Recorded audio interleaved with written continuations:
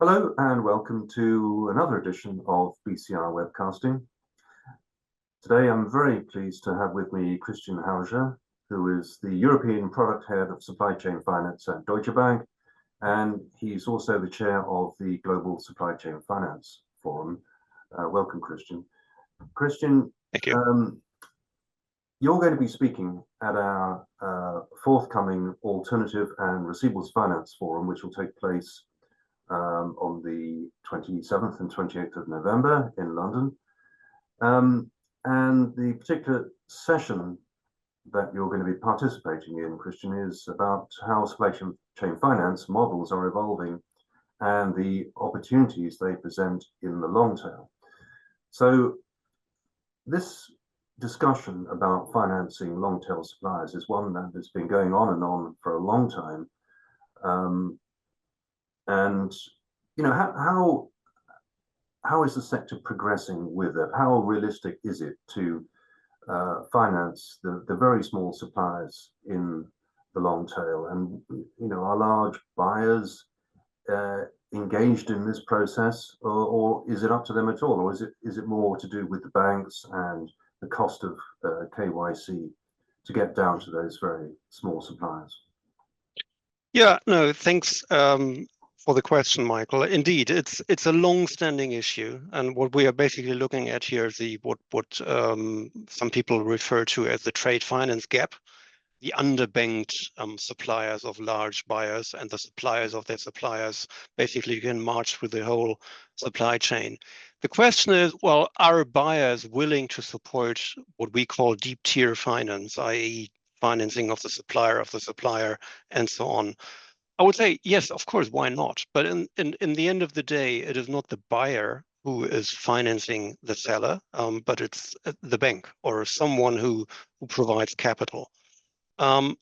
Generally, when it comes to financing, there are two approaches. The Global Supply Chain Finance Forum differentiates between loan-based techniques and receivables purchased techniques. So either you give your client a loan for whatever reason, because you think they produce valuable goods and you want to finance that following a certain risk analysis, or you receive you purchase a receivable from a seller. That seller may not necessarily be your client; it may be the seller of your buyer. Now, this is typically supply chain finance or payables finance. What always comes with that is a certain element of adoption. Yeah, if you have a client, a bank is always a regulated undertaking, so there are certain rules and regulations what it takes to fully adopt a client.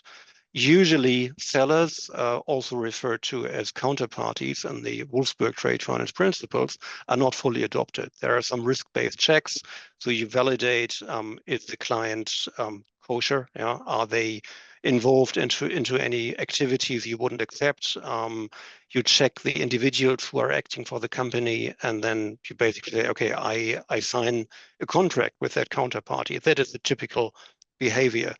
Now, whether you do a full KYC, a full client adoption, or a counterparty acceptance, always comes with work, with effort. Yeah, you need to sign a contract. You need to go through certain databases. You need to validate, is that VAT ID, for example, really correct? Is the address correct? From who am I actually purchasing the receivables? Because the receivable is my security, which is there to back up my financing, my financial risk, right? So that works quite well for techniques like payables finance. When it comes to deep tier finance, the question is, how do I do that? Yeah, I could theoretically grant a loan to my buyer and then let the buyer purchase something, but actually then the supply chain ends. You know, they purchase something, or they even finance a purchase order to their seller. But the question then is, the seller is the buyer of the next seller. So what is happening there? That's out of our reach. The other option is when you go into receivables purchase, well, you purchase a receivable for a given amount, I don't know, 10 million or so. Part of that money will ultimately be paid to the next seller by that seller you are purchasing the receivable from. As of today, there are no real means to, you could theoretically kind of break that down, the 10 million, and give the money to the other supplier. The question is, the finance provider does not necessarily know that supplier.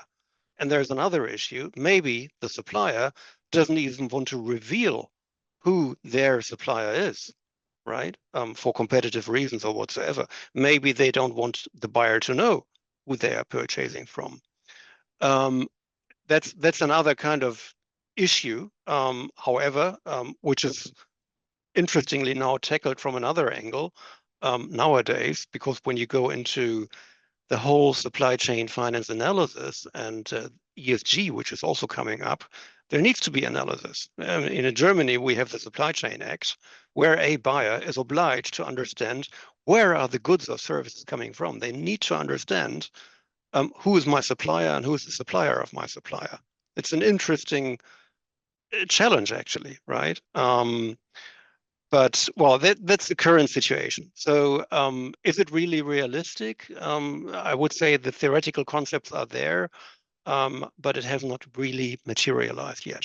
Yeah, yeah. And I suppose to some extent it's also maybe dependent on how important this particular supplier is to the buyer. Of course. You know, whether it's small or not. It might be very small, but it might be critical in terms of what they're supplying. Right. So that may come into the equation in terms of, I guess, to what extent the buyer might want to support or help in the process. Of course. Yeah. What about you know, are there any innovative approaches to, let's say, contract terms or risk sharing that could make supply chain finance more inclusive for those more long-tail suppliers? Well, I would say when it comes to risk sharing, the typical approach, the classical approach, which already exists today, is you simply share risk by funded risk participation or insurance.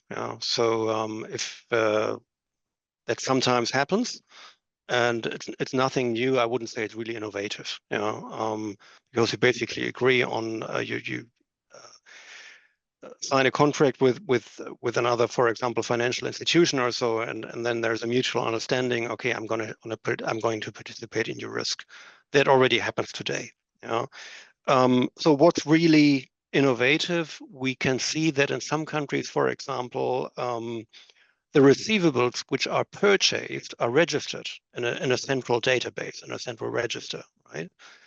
That offers the opportunity to check on that receivable whether it has already been purchased or not. This is interesting. When we look into the European market, we also see this trend of e-invoicing coming up. And e-invoicing actually is a long-term initiative, because it's not only about producing and receiving invoices, it is also about centrally registering invoices.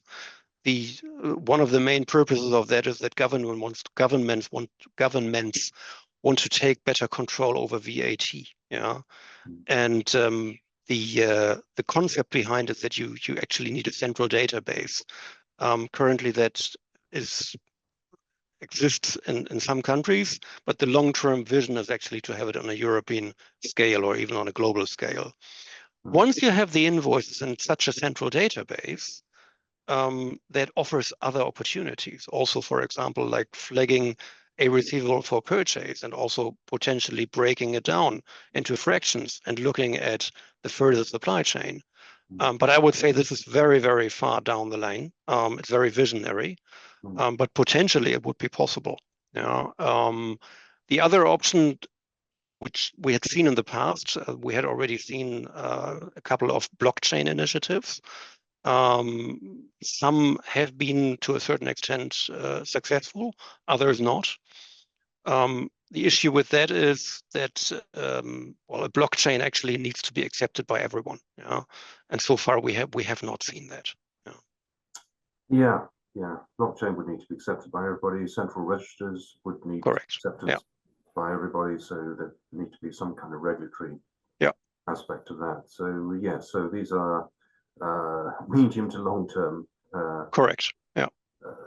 things I think to be looked at. But and you mentioned loans already. I mean, are there any other financial structures or products that can help in addressing the needs of? Well, well, let's say before talking about structures, what is out there in terms of innovation? I mean, we have, since a couple of years, we have the MILITA, the Model Law for Electronic Transfers, which is actually great. Yeah.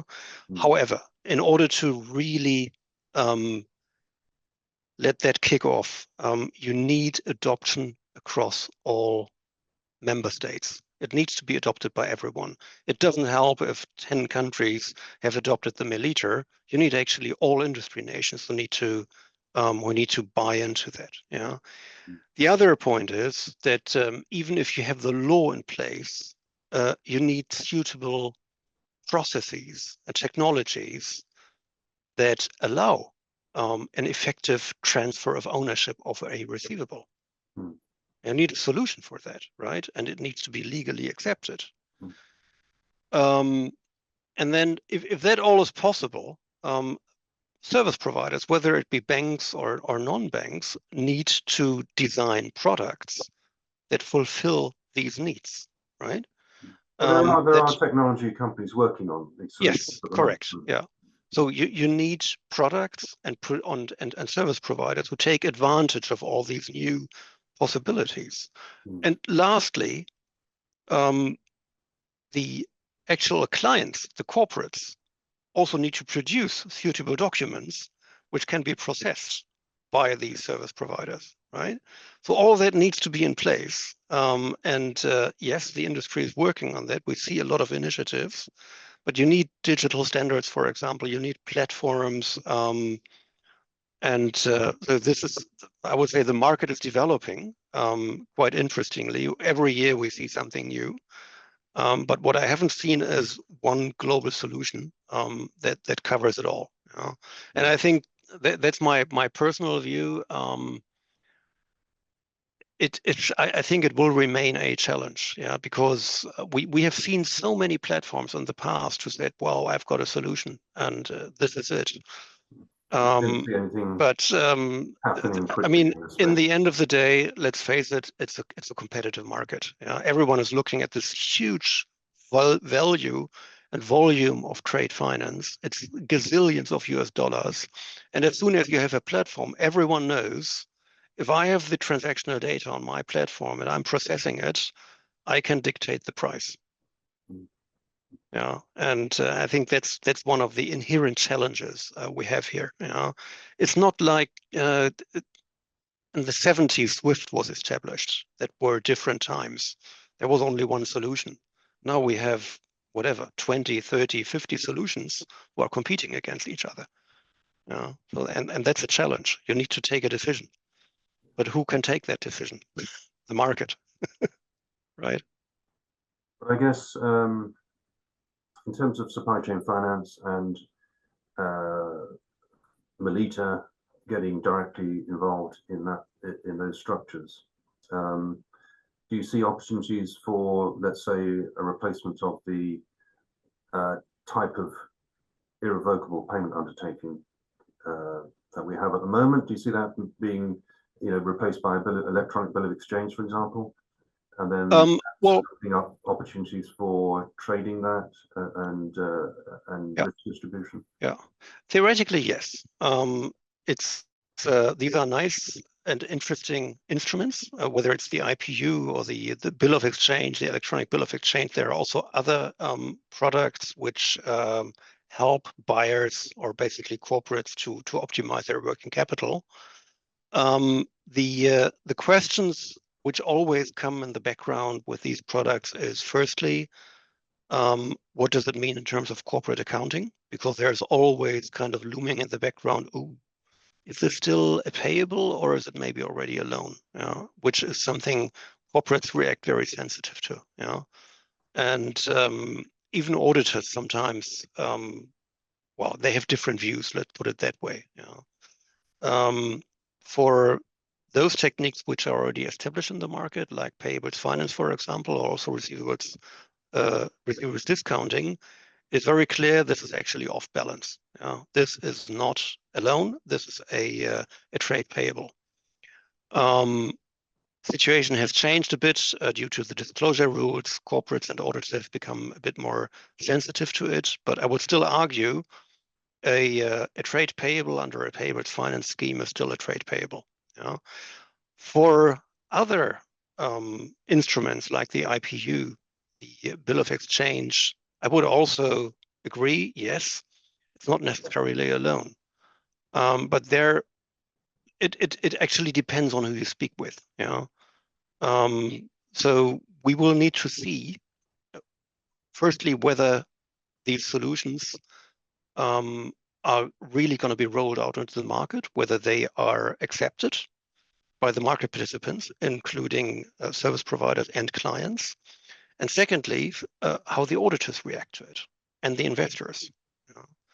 One question, for example, is to me, under the new disclosure requirements under IFRS and US GAAP, the strict definition of the disclosure requirements is our scope is payables finance. And you might argue, if you have a bill of exchange or something else, this does not fall under the disclosure requirement, so I don't report on it. And that theoretically raises an issue because then later, at a later point in time, the analyst who's reading the balance sheet will say, "Oh, I believe something's missing." So again, we have this kind of gray area. So we will have to see how this really materializes.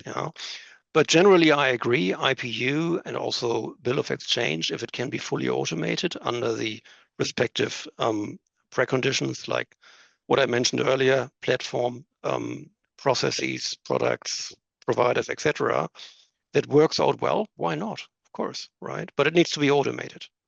Yeah, okay. So, it sounds like this discussion is going to go on for some time. The technology is there. The law is there in the case of the BETA and the Electronic Trade Documents Act, but in terms of the auditing process and that kind of area and regulatory aspects, those discussions, it seems from what you're saying, absolutely may take some time. Yeah. I think we will have many, many more panel discussions and industry initiatives to bring this forward.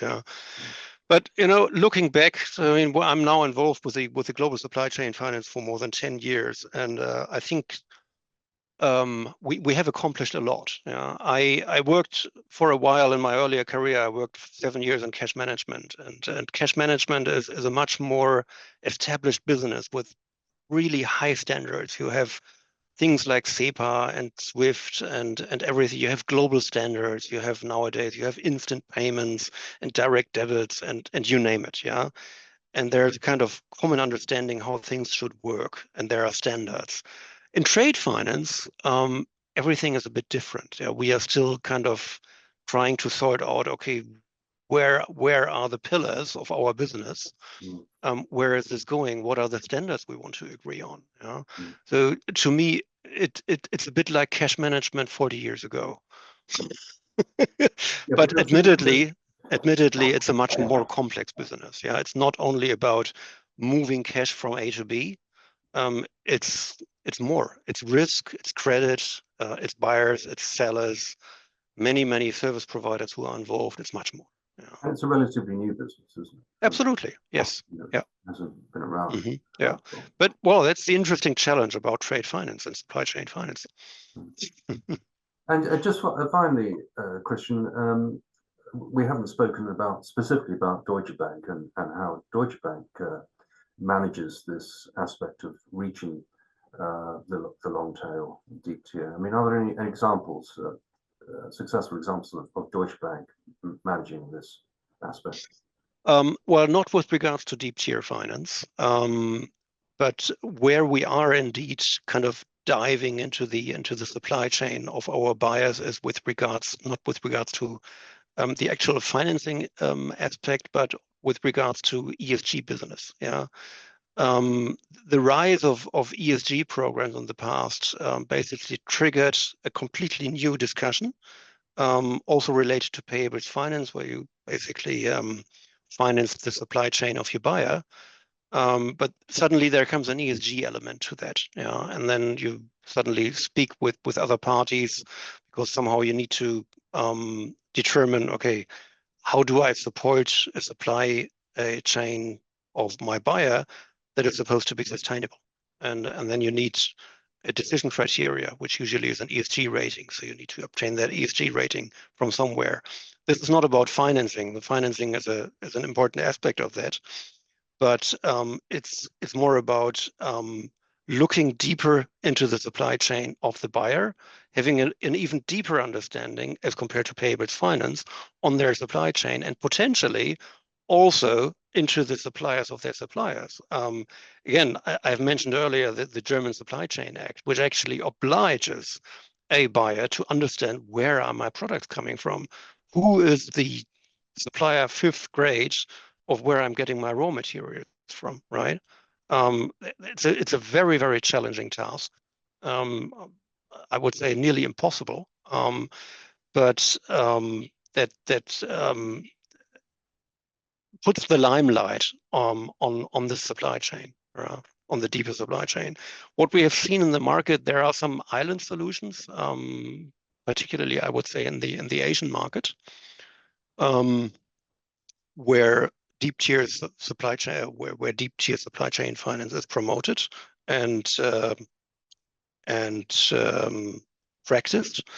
But the key point, I believe, is one of the key points is already digital standards, and this is also something where the industry is working on.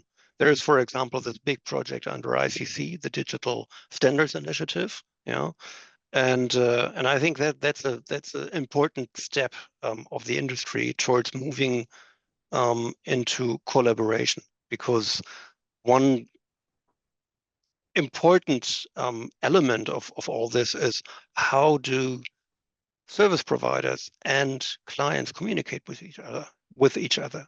They need to design certain, nowadays it's called APIs. The interfaces, how they are communicating, technology, and from a technology perspective, what are the data they want to exchange, et cetera.